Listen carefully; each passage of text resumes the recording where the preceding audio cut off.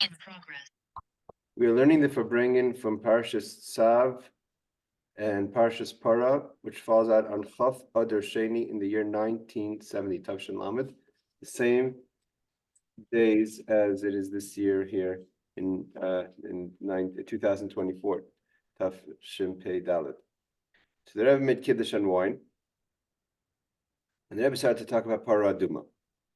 So Parshas Parah, Hakshura im Mitzvahs Parah Aduma, the idea that we learn about Parshas Parah connected obviously with the commandment of the red heifer. She mitzvahs hasei min haTorah, it's a positive commandment. Yesh bo limud v'hayra, there's a lesson. Ubehegdim yesh nekuda mishutefes bechol mitzvahs, and generally, all the mitzvahs have a connection. Shemitzidah shavim kulam, that all mitzvahs are, from the point of this connection, all the mitzvahs are actually equal, which is the idea of chavivas ha-mitzvah v'ha-hider b'kiyuma tzarech liyis b'chol mitzvah b'shava. Meaning to say, what is the common feeling a person should have for every mitzvah, which is the love for that you're doing mitzvah of Hashem, and every person to their ability to maximize the hider of the mitzvah, to beautify the mitzvah, to do it in its best way. For instance, hider mitzvah is you buy nice tefillin, a nice lulav and esrog, other ways of making or being careful to the letter of the law of the mitzvah. So that's all part of the hider mitzvah. With no difference. Not like you say, I'm very excited, I love this mitzvah, but other mitzvahs I love less, chas v'shalom. Or I'm going to beautify this mitzvah, but I'm going to beautify another mitzvah less.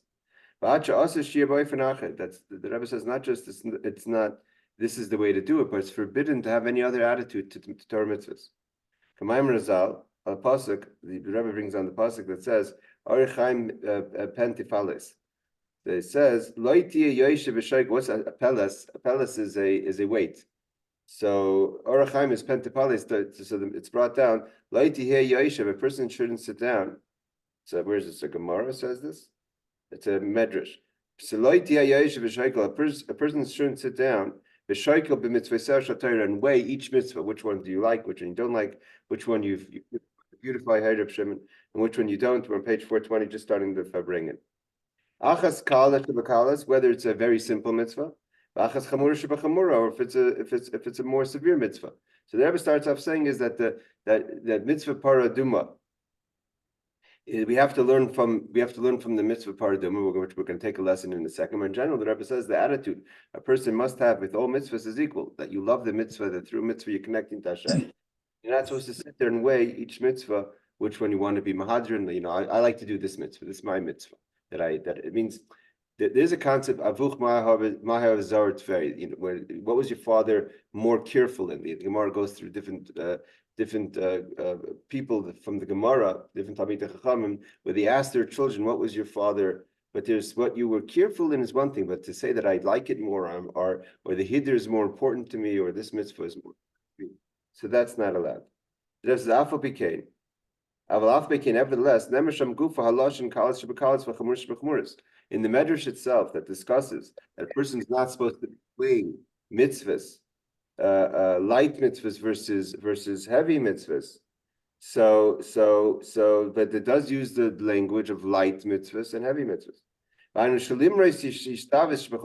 Notwithstanding that all the mitzvahs have to be equally, you shouldn't sit there and weigh the mitzvahs one against the next. Yesh mitzvahs shem kalas v'kalas. Nevertheless, there are mitzvahs that are considered lighter mitzvahs. Yesh mitzvahs shem chumush v'chumuras, and there are mitzvahs that are considered more chumur, more important. I don't know what the word is important, more of a heavy mitzvah.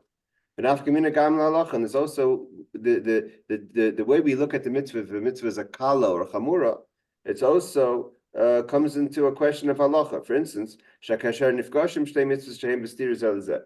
If a person's faced this situation, whatever the situation is, I'm not going to get into details of how that could present itself, where you have to do a mitzvah, and you have to wait which one should you do. That you can't do both mitzvahs, or the mitzvahs is a contradiction. An example would be a mace mitzvah, a dead person who no one's around to partake in the burial, and you're a kohen or you're a nazir. Right, so the Nazir and Rakayan is not allowed to be impure. Is not allowed to make themselves impure to a mace mitzvah.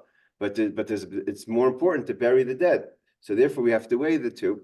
So if you have a contradiction between the two, you have to know which one do you fulfill, because you can't do both, and now that there are contradiction. For instance, the kohen either could stay pure or make himself impure by engaging himself in the burial of a dead person. I say this in general, where there's a positive mitzvah comes and pushes away a negative commandment. Like this case, there's a negative commandment: do not become impure, but the mitzvah overrides that. In a case where there's no one else, okay. So the Rebbe is bringing out a point over here. So what's this have to do with us? Mitzvah's Parah Aduma hi mitzvah klalis. The mitzvah of the purification that's done through the process of the red heifer is a general mitzvah. We've learned this before, that the Torah starts off when it comes to the laws of the red heifer, it says this is the chuk of the Torah. By Pesach it says, which is also an important mitzvah, it says zeis chukas parah. But here it says zeis chukas Torah. This is the chuk of Torah. V'yesh kama mitzvahs shetuliyis ba heichum michaga Pesach rishon regalim shetali paraduma. And there's a lot of mitzvahs that are dependent on the mitzvah of the paraduma. For instance, we have to do the Paschal lamb. Again, why do we read paraduma before Pesach? Because a person has to do the Paschal lamb for every family, every person, men and women, and at the same time you have to be pure in order to go to the temple. So in order to go to the temple, we need to have the purification, the abilities to be pure from the red heifer. Shetali paraduma, that the mitzvah of Pesach is connected or dependent on the paraduma, if you were impure. Because in order to be able to sacrifice the Karm Pesach, one needs to be purified, especially today, where we're all impure of Tumas Meis. Therefore, we read Paraduma before the laws of the new moon, meaning of the laws of Pesach. We never have a separation between Parah and Chodesh. Because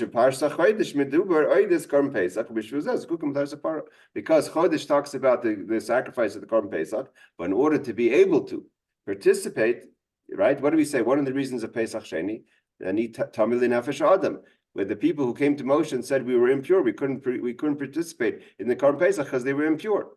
So therefore, in order to be able to do the Korban Pesach properly, we need the Paraduma. Okay. The Rebbe says not just for Pesach, but in general, this is a very important mitzvah.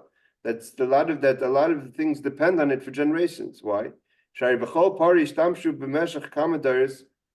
one parah that you would use for generations. We know, obviously, because of how many paradumas we had over time, which were not a lot. We'll see in a second. And nevertheless, the Jews used them for close to, I would say, from Moshe Rabbeinu is about 1,200 years. 1,200 years, they only had a certain amount of paradumas. In old time, it's brought down. Asurak Tesha Paris. We only did 9 red heifers. Ba'asirus, and the 10th one, Yasim Melech Mashiach, the Mashiach will do. And those who are informed, evidently, they're somewhere in the hills of Shiloh. They have a undisclosed farm that they have now 3 paradumas, if it's true.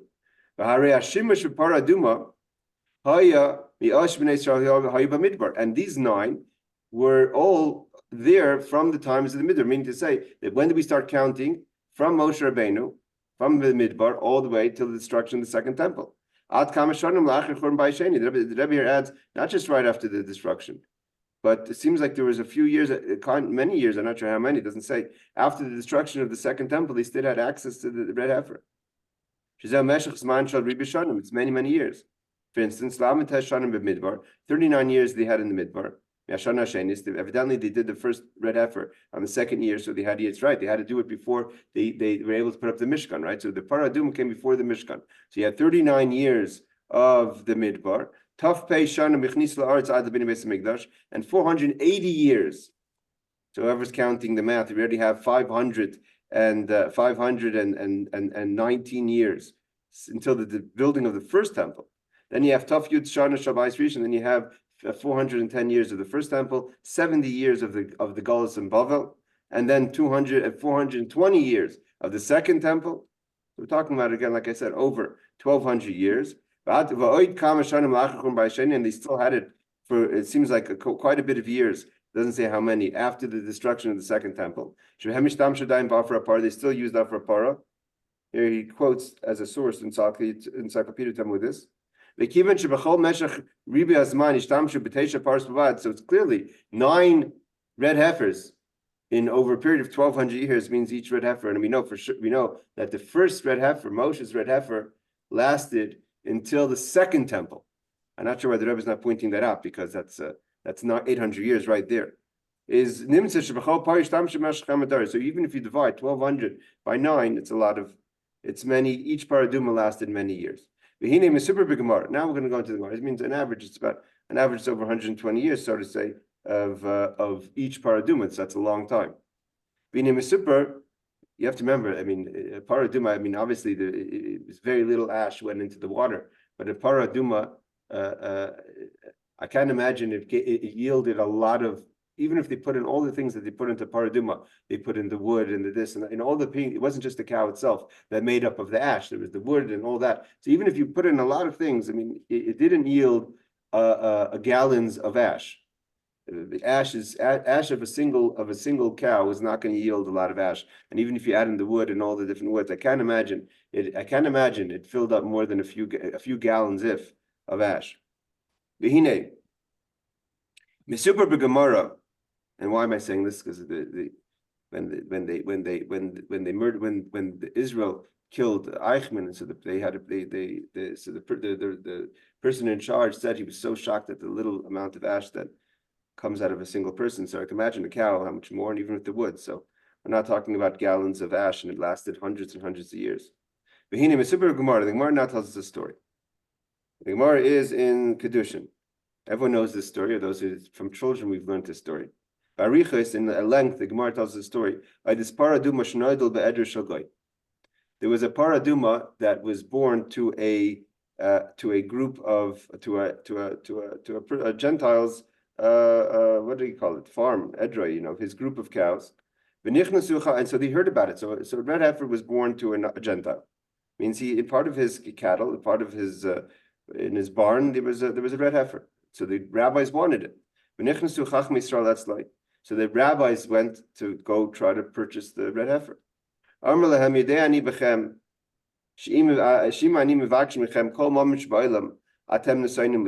The Gentile tells the rabbis, listen here, I know because how important the red heifer is to the Jewish people, and like we said, there's only 9 in over 1,200 years. Then no matter what I'm going to ask you financially, you're going to give it.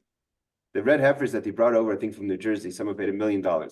But $1 million is today not a lot, and that's not a lot of money. He says, "Call moment sheboilim. No matter how much money I will ask for this red heifer, you'll give it to me." And they paid him a big money. Now, if I'm not mistaken, this is connected to. I think it's a story where the person's father was sleeping. I'm not sure. I have to check the. The Gemara says like this: The Rebbe says, imagine to yourself. Even if they wouldn't have paid for it, if they would have. I don't know the case of this where this Gentile lived, where what the circumstances was, but the Rebbe is just analyzing a concept here. Don't get caught up in the details. What the Rebbe is trying to say here. There says let's say the rabbis would come in and say, listen, we don't have millions of dollars to pay you, and we're just taking it. The Rebbe says, what would be the transgression? The transgression would be they would have stolen the cow. Shurak lav, in the measurement of prohibitions, that's not punishable by death, so it's a lav, it's a transgression. Especially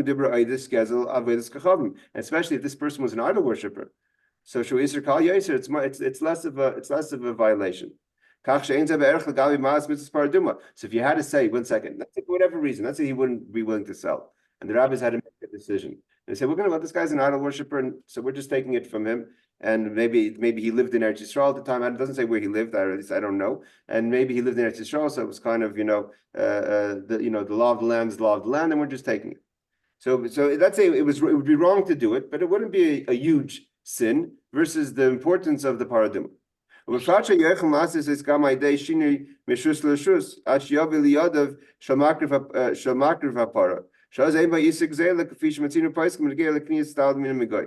The Rebbe goes into another law, which I'm not familiar with, I have to check. He could have changed the ownership of it, or the place where it is. So would it'd be kind of a way that you could get out of the in the case where whatever reason the person, I'm not sure if this is the story.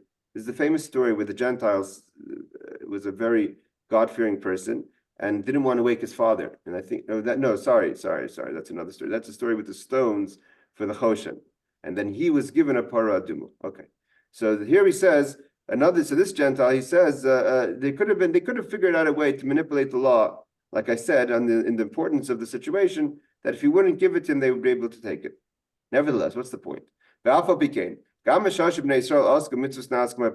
though that when it comes to a very important mitzvah, like Parah Aduma, you can't do almost anything unless you have a Parah Aduma, because you're impure. The rabbis didn't even consider stealing or taking the cow from the idol worshiper, because that's not, because even though, as important as it is, they're not going to take it. And therefore the rabbis came with a check, an open check, or whatever, a basket of cash or of gold, ready to pay a tremendous amount of money for this red heifer, even though they were being strong-armed, evidently. And where did they get the money from? It wasn't like some rabbi, they had a donation. They had to go into the treasury of the temple. The treasury was based on the half shekel that the people have given, because this is a public sacrifice. So they had to dig in deep to the treasury of the temple. And they could have bought hundreds of other regular sacrifices at a normal price for a cow. And here this person is requesting a crazy amount of money. And they could have been forceful. They could have, said, listen, this is the law of the land. Here's they could have said that the price of the cow is a cow on the market is $100. It's $100, and Zamer gesund. They say that in Calabria, in Italy, so the farmers over there know that Chabad and other customs, how important it is to have Italian esrogim. So an esrog, it's not like when you go to the esrog seller and he sells you an Italian esrog for $100, you think, because esrog is not that much different than a lemon, right? And you could buy a lemon, 5 lemons for $1, and here you're paying $100 for an esrog. Okay, it's a beautiful esrog, so you'd pay $5, $10. $100 or $500 you could pay for an esrog. It doesn't make sense. It's a fruit. So what is the story? It's not just that the esrog person, and there's a lot of efforts, and you have to watch it and make sure it's not morkav and all those things. Yeah, but it's still not worth the value. So seemingly, but the point is that even the Italian farmers know that it's a lot of money, so they're not selling them at $5 for the pound, and then the esrog seller is selling each one for a few $100s. They're also now selling them for very expensive to the esrog sellers. They own the land in Italy. But if you go after Sicho and you go to the markets of Italy, you could buy the same esrogim that would sell for $100 each for $5 on the pound. So he says the same thing over here, is taking advantage. But the rabbis could have forced it. But nevertheless, he went and dug into the treasury, and they could have bought hundreds of animals with that money. And Torah doesn't just allow the treasury to go out there and spend money on a red heifer just at any cost. Torah is careful about the money, and therefore the Torah is saying, the Rebbe is trying to figure out, so what's the idea? Why were they willing to pay so much money? And this Gentile knew that they're going to pay as much as he's going to ask. The Rebbe says, this is the story. Okay. I should have checked it up before. The story was like this. The Rebbe is not telling the whole story. The story was that the person had two stones that could have been used for the choshen, for the breastplate of the Kohen Gadol. Some way or another, the breastplate of the Kohen Gadol, the stone fell out, and they needed to replace it. So they heard this person had it, but the father was sleeping, and under the pillow of the father was the key to the box that had the stones. And for some reason, they were very time conscious, or this person was sleeping for a very, very long time. So basically, no matter how much the rabbis would pay him, he wouldn't sell it to them, because in order for him to sell it to them, he would have to wake up his father.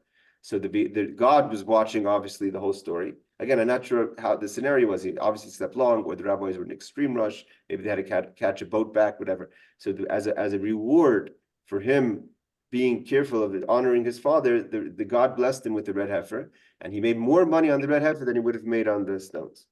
So the Rebbe said this: that this is a story that tells us about even the Gentiles performing the mitzvah of honoring their father and mother. Kvishroi Ma'asa, Dama ben Esina. The story of Dama ben Esina, again, I have to look up the Gemara in Kedushin. It's also not just a story to tell us how God blessed this individual who wasn't Jewish, but he kept he honored his parents, his father, by not waking him no matter what, even though they were offering him tremendous money for the stones, but the key was under the pillow. So therefore God paid him back with the red heifer, and he paid for the red heifer. So b'chein, they paid for it, so therefore he made his money back on the red heifer. But b'chein ha'uvda, shebnei Yisrael b'chonim l'shalom ribim mamin avor kiyum mitzvah. Here the Rebbe is going in the opposite. The Rebbe is stressing not that in theory didn't have to pay. They could have forced him to sell or figured out circumstances. But what do we see from this? That Jewish people are ready to pay no matter what. They weren't going to do it. They didn't even consider doing it. They wouldn't even consider taking it from him like that. But what do we see from here? That in theory they could have. And because they didn't, we see that the value of Jewish people placed to mitzvahs. That they were ready to pay a lot of money to perform this mitzvah. Any Dever Pella says that itself is not such a wondrous thing. It's not private money; it's public money. So it's in the treasury for just such a situation. So we're not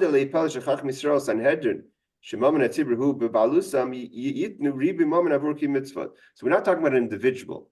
That for an individual to pull out money from his or her pocket to pay a lot of money for a mitzvah, sometimes the Yetzer Hara comes and says, "Well, you're going to spend $200 for an esrog? You know what you could do with $200?" So the Yetzer Hara will give you 100 reasons why you shouldn't spend money on a mitzvah. But that's personal money. But here we're talking about public money that was given to the Sanhedrin, and Sanhedrin are trustworthy to spend the money in an appropriate way, and they understand the importance of buying a red heifer. I mean, the red heifer is fundamental. So the fact that the rabbis are ready to spend money, that the Rebbe says is not so impressive. We're talking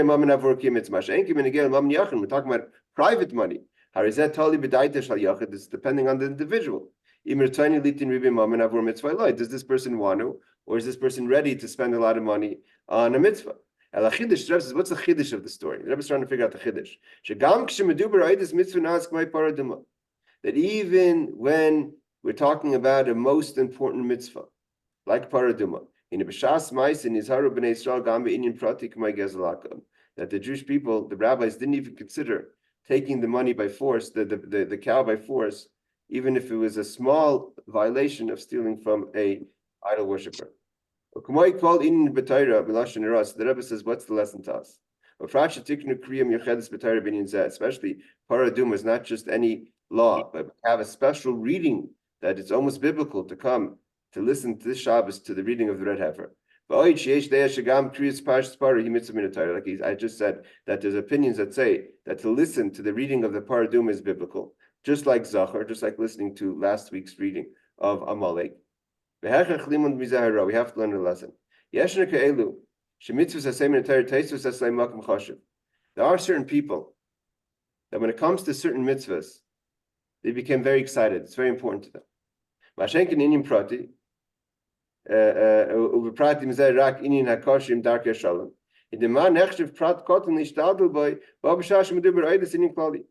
The Rebbe says sometimes a person has very much excitement about doing a certain mitzvah. So, but at the same time, they feel that maybe to do the mitzvah, even if they're going to do things that cause a rift between people, darkei shalom, right? They're not going to do it. They're going to overlook certain details in order for them to perform the mitzvah. So, because we're talking about a very important mitzvah, so it's a very important mitzvah. So, if I'm doing it and I'm being a bulldozer and running over someone else, but that person's feelings are not, I can't weigh them against the importance of this mitzvah. Mrs. Paraduma. So the lesson is like this: She mitzvah klolish negel chol Yisrael. That notwithstanding that this is a very, very important mitzvah, so much so that it's almost biblical to read it, and every single Jewish person is dependent on it, and there are not a lot of red heifers. We only had 9 over 1,200-year period. Evidently, they have 3 now in the farm in Shiloh. Nevertheless, the Jewish people didn't even consider of taking the by force from this idol worshiper, because that wasn't the way they're going to perform the mitzvah. This must be a lesson to all of us. In every time and every place. You can't say the Rebbe is going into, that a person can't say that there's certain very important mitzvahs, right? Certain things, but in order in order to do this mitzvah, I have to cut corners on other things. We all know what these things are, each one of us as individuals, and sometimes even as a community, they make this choice that the mitzvah is so important, so we will take down the mechitza, right? And sitting together is so important. There's a lot of times when we look at the importance of what's going to happen, and we say we're going to, the small details maybe are getting in the way of the importance of this mitzvah. So even something that's rabbinic. You shouldn't make your own calculations. There are certain things that are very important. So the very important things override the less important things. You're not supposed to make calculations. That's not your job. To make calculations of weighing what's important versus not important, unless the Torah says so. Here the Rebbe says an amazing thing. That when you have that attitude, that's not about how I see the importance of the mitzvah versus how the mitzvah is being performed. Maybe I'm not going to do it in the best way. So then you have the kapara, the atonement of the paraduma. The paraduma is not just the red heifer. The red heifer is something that even Moshe Rabbeinu couldn't, even Shlomo Melech couldn't understand. King Solomon didn't get to the depth of the concept of the red heifer because it's a complicated mitzvah. But what accomplishes it through it, what you accomplish through this is an atonement. So in order to get to the atonement, you have to perform the mitzvah in its proper way. Isa b'medrash, the Rebbe brings down again the medrash. Shemnegei l'tumas meis. Moshe Rabbeinu looked at the effect of the impurity that comes to a person when they engage in death, meaning to say when a person goes and participates in the space, the laws of tumas meis, and you become impure, and the impurity was because of being in contact with someone who's dead. Moshe looked at it and he got overwhelmed. That a person can become so impure, even if we're not talking about it, you did something wrong. If you participate in a levaya, if you go to a cemetery, if you touch a person, these are mitzvahs. The mitzvah to do these things. It doesn't take away from the fact that you become impure. Moshe became white, became green. He's like, how are we going to get the person out of this impurity? How could I make this person who's now become impure by connecting to death? And Moshe understood, and Moshe knows what these things are, because Moshe sees it not from our eyes, that we see things we don't. Okay, a person just went to the cemetery, and now you're telling me tumas mess. We don't. Okay, we know the Torah says that. Moshe sees the tumah. Moshe is able to see it from the vision, from the place where Moshe is standing, and he gets green. He's saying, "What's going on?" So how do I get this? How do we get this person pure again? Even Moses, he was a great love of the Jewish people. And he understood how to purify every other impurity. And when he saw the effect that happens to the person of the impurity when they come in contact with the dead body, the father of all impurities, he couldn't understand. How do you purify a person from something like this? How could such a person ever walk back into the temple? And to sacrifice a sacrifice. The God said there's an answer to that question. The red heifer. So that's the importance of the red heifer. The Moshe one who sees the impurity for what it is and is overwhelmed by the impurity. God says there's a solution to that, and that's the red heifer. And we're not just talking about the impurity of the dead. That's the physical. There's also the spiritual concept of it. When a person's dead inside. But how does the red heifer have that effect to make the person able to go back and enter the temple and be part of the community? So he says, when a person behaves in a way that's out of calculation, your calculation is that in order to perform the mitzvah, I have to cut corners. Why? Because the mitzvah has to be beautified. It's very important. Some people will feel uncomfortable. And if I don't make everyone feel comfortable, then maybe they're going to miss out on the performance of the mitzvah. So I have to make the calculations of how we're supposed to cut corners to do this mitzvah. Like the rabbis could have just taken the cow, because it's important. So the Rebbe says, but when a person doesn't behave that way, that you go out of all calculations, just like we learned from this mitzvah. And the Rebbe is comparing that story that everyone could identify, everyone knows, to all of us sitting here, it makes sense, this story, that the rabbis are not going to take, as important as a Parah is. The rabbis are not going to walk into the Gentiles' farm, even if he's an idol worshiper, even if there's laws that could get around, technically you could loopholes that you could get out of it. The fact that God blessed him with the red heifer because he kept the respect for his father, that's private. The rabbis that they could have said that's nothing to do with us. That's your problem. Go speak to God. He gave you another gift. But the rabbis didn't do that. The rabbis didn't even consider doing that. They came in, they went into the treasury, they took max amount of money that they schlepped with them in order to pay full price what the person was going to ask for it. So a person, they didn't have any cheshbon, so we can all identify with that story. But when it comes to cutting other corners in Torah, right? When we come to say that this part of Torah is not so important because the mitzvah that we're trying to perform in its fullest, that it's going to be affected. People are going to be uncomfortable if we do all the laws of the Torah in order to perform that mitzvah. That we don't understand every time. So that's where the Rebbe is bringing us an example that we could really understand. And then the Rebbe says, apply that to every situation where you make a calculation. So harizeh poiled. So the fact that you don't make the calculations and you do it the way the Torah says you're supposed to do it, that affects shagamil ma'ila. That's how God acts with you. God goes out of all calculations. Even when it comes to the situation, where Moshe Rabbeinu asks God, I don't understand how this person's ever going to become pure again. The person has fallen so low, so deep into the abyss of death. How is this person ever going to stand up and walk into the temple? God says there's a solution, but you got to get out of your own mind. Don't try to figure it out yourself. Don't try to say, if I make such a setting, then I'm going to make everyone feel excited spiritually and we're going to all jump out. The Rebbe says, there is a kapara. We put the waters of the live waters, the waters that were used for the Parah. People, I mean, I was just watching, actually CBS News did a whole thing a few weeks ago on the red heifers in Shiloh because of the importance of the red heifer. Evidently, there's so many laws that could disqualify red heifer. So therefore part of the thing is that they have to lock them up in this. They're hidden in a place because if you just put your coat on it, that's it. This disqualifies the red heifer. I mean, there's so many laws that you could do, and they're trying to keep these red heifers ready. So there's so many technicalities, the laws of the red heifer. One of them is the water used.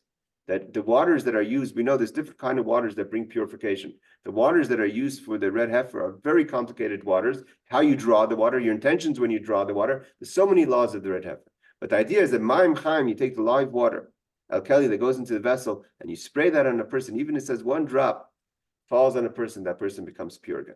And when we get the waters of the red heifer, it affects a purification and an atonement for all the sins. See, what is the problem I mean, you talk about the practical of it, right? A person goes to a levaya. A person does a tahara. The first people who couldn't do the Korban Pesach, they didn't do a sin. According to most opinions, after the story of speaks Parshas, when Nadav and Avihu died because they sacrificed, someone had to take them out of the temple, of the tabernacle. The people who took them out became impure. They were doing a service to Nadav and Avihu for the temple, but in the meantime, because it was around Pesach, they didn't have time to become pure. They couldn't do the Korban Pesach, so they had to do Pesach Sheni. So not every time is the impurity something that is a representation of sin. But the impurity of death is sin.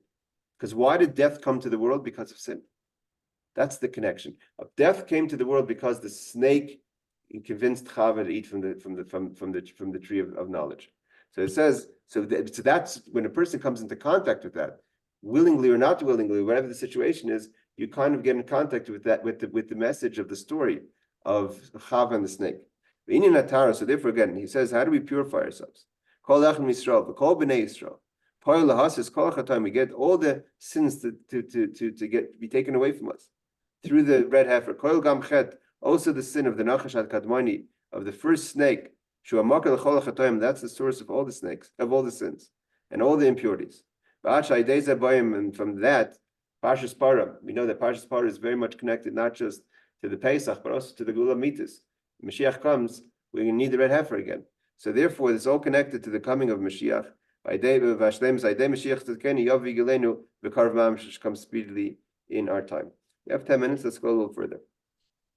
I'm not sure if I will get further, but let's just go a little further. The Parshas Parah Adum Yesh Inyan Hadar Shbir. The Rebbe says with regard to the Parah Aduma, to the red heifer, there's something that one needs to understand. When it comes to the other sacrifices that we did in the temple, the tabernacle, there's two types of sacrifices. There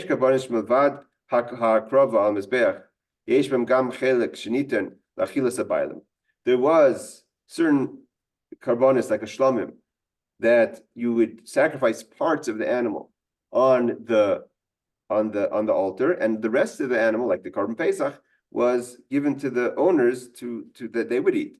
Also the people, meaning those who give the carbon, also have joy in eating from the carbon. Like carbon shlamim, like a shlamim. The carbon oil, then there's a kind of carbon which is an ola.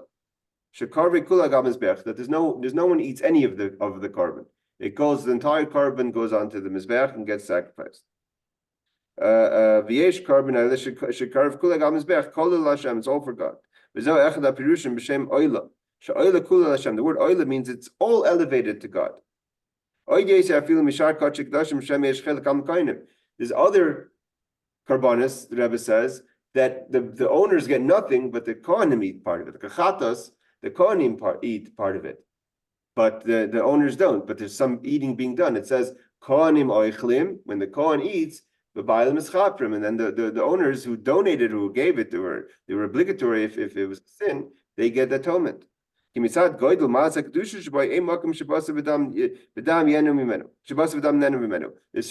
that even a kohen can eat because they're so holy that no one could consume it, no human could consume it. So basically, there's two types of sacrifices. One's that someone eats from it, either the kohen or the owner, or one that gets totally sacrificed on the altar. But where did we do either of them? The sacrifice itself is inside, meaning inside the temple. And there's all the prohibitions. If a person does any part of it, and all the laws that are in the Masechtas Kachim that are done outside of the temple. And then we have the exclusion of that is the red heifer. On the one side, it has the severity of an ola, that there's no one eats any part of the red heifer, it gets totally burnt. Even more than the oila. By the ola, they would take off the skin, and the skin was given to the kohanim as part of their service. But the paraduma, everything got burnt. Prisha Yisrael, for all has to be burnt. This is a sign al kedusha yisera, that it's even more holy, that even the skins, no part of the animal is given to any human being. No one can take any joy from it. On the other side, where is the sacrifice done outside? So we're finding that unlike all the other sacrifices, there's something different in the paraduma. It's more severe in certain ways than even a carbon oila. At the same time, it's not being done at all inside the temple. Outside of the camp, outside of Jerusalem. That's seemingly a sign that it's less holy. We know that there's laws that are connected to Jerusalem that even a person who eats from certain karbanas is not allowed to leave Jerusalem, because Jerusalem, the space of Jerusalem, is a space for holiness where a person who eats the carbon has to be in Jerusalem. Yesh kedusha zamakim k'divra Mishnah. Asara kedusha saying there's 10 different levels of holiness. Mashenkin mechutz Yerushalayim, outside of Jerusalem, is less holy. So here we have in certain aspects the red heifer is a very severe. It's meaning to severe. It's a very holy that every part of it gets consumed by the fire. At the same time, its location is totally outside of the temple, not just outside the temple, outside of Jerusalem. Seemingly, it's a contradiction. Something of the holiest, it's also the least holy, because it's not done. It cannot be done in the temple. Not that it's not done in the temple. It cannot be done. It's not its place. Again, the laws are insane. I mean, the laws of the red heifer. The mothers would give birth to children in the temple place, and those kids never left the temple, so they should never become impure. And they had to ride on kind of rounded what do they call them, bridges, to be able to go to the location of the burning, so they shouldn't even walk under earth, that maybe someone's buried under that earth, because we don't know where people are buried, right? Now every time is every person buried in a cemetery, or there's a stone that once was cemetery, so to make sure it's not called tumas hatahoim. So they can never really walk on it. They're born, imagine this, mothers are, and there's only nine red heifers over a period of time, unless they only did it when they knew they needed a red heifer. But I'm not sure if these women were just having the children when they knew they're going to have a red heifer, or they always had children waiting available. Whatever it is, it's very complicated laws and very stringent laws. So the Rebbe says it seems to be a contradiction. Achaini knew the ideas like this. That's the whole point. Parah Duma is a chayk. A chayk means the kind of mitzvahs that we don't understand. It's not meant to be understood.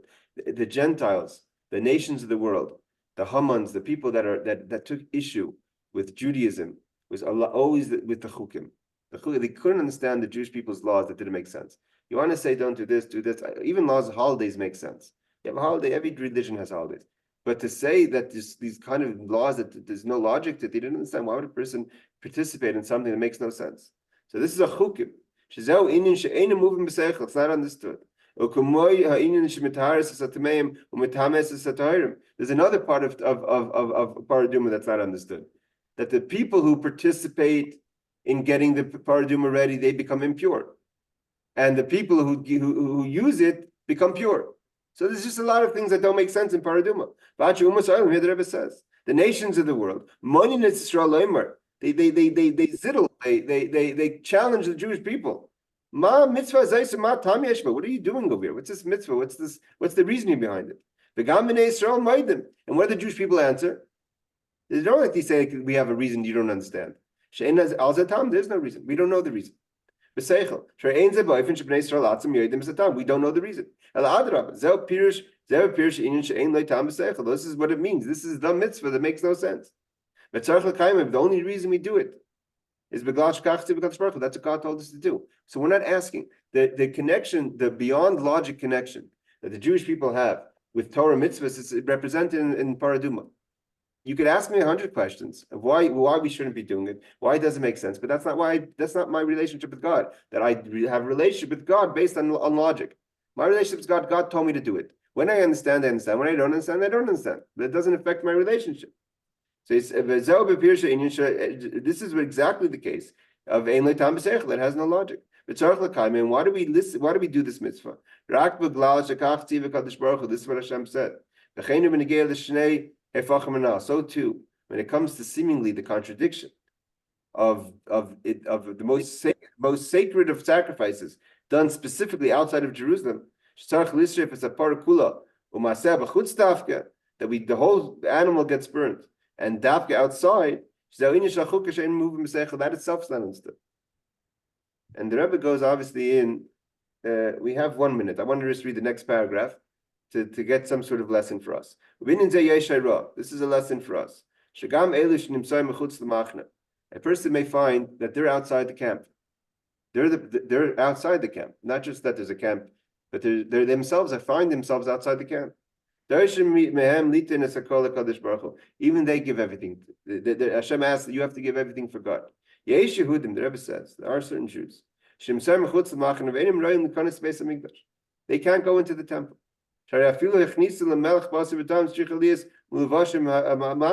Even for a king, to go into a king, he would have to be wearing the right clothing.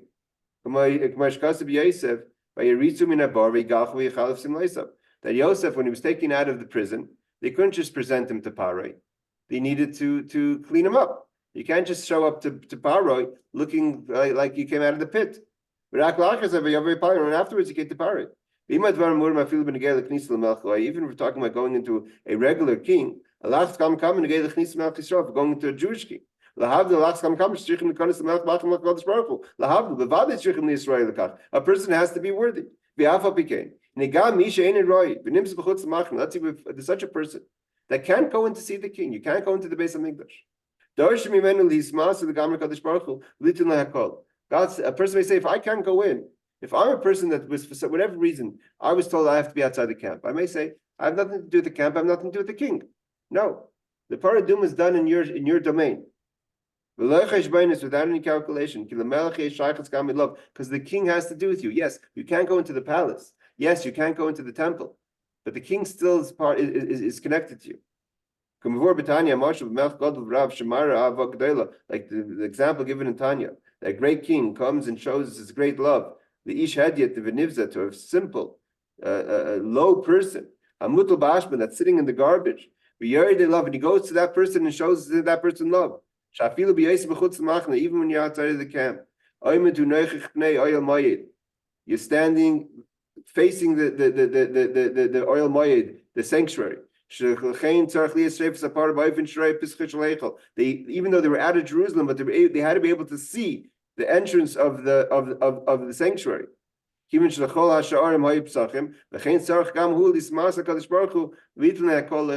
person who finds himself, and I don't know, the Rebbe is obviously talking about something specific, and we're not going to get to what that is, but the message is that even if a person, for whatever reason, finds that, I think the Rebbe is going to go into a person who's not into, says, I'm not sending my kids to Jewish education. So if I don't send my kids to Jewish education, why should I support Jewish education? Right? I'm going to send my kids to public school, so don't ask me for money for Jewish education. It's not something I identify with. So the Rebbe is saying it doesn't work like that. Even if you find yourself outside the camp and you're not connected to what's going on in the camp, it's nothing to do with, you still have a relationship with Hashem, and you still have to have a relationship with what's going on in the camp. Right? For each one who wants to learn on their own could see where the Rebbe continues with this. You know what? It's very confusing tonight. On the one hand, in the first one, it said, every mitzvah is equal, and then it went into the Parah Duma that is like not equal in a way, and then it goes into all these other questions, and I don't know what the answers are to all these contradictions that were brought up. Yes, so we went into Sicho halfway. The first Sicho, the Rebbe was discussing the message of the first Sicho was that even that you can't in the name of glorification or glorifying a certain concept cut corners. That's the nekuda. That person, a lot of times we say, well, it's very important that everyone feels welcome, or that everyone is, and that will override the importance of maybe some details of the law that we're going to put on the side because someone may be uncomfortable to participate. Obviously, you have to have the knowledge of the laws and what is really strict and what is not really strict. But we're talking about in general the attitude to it. That a person may think that you could override the law by just because you're doing something very important according to Torah. But so that's the lesson of that's the first lesson where the rabbis in theory could have taken the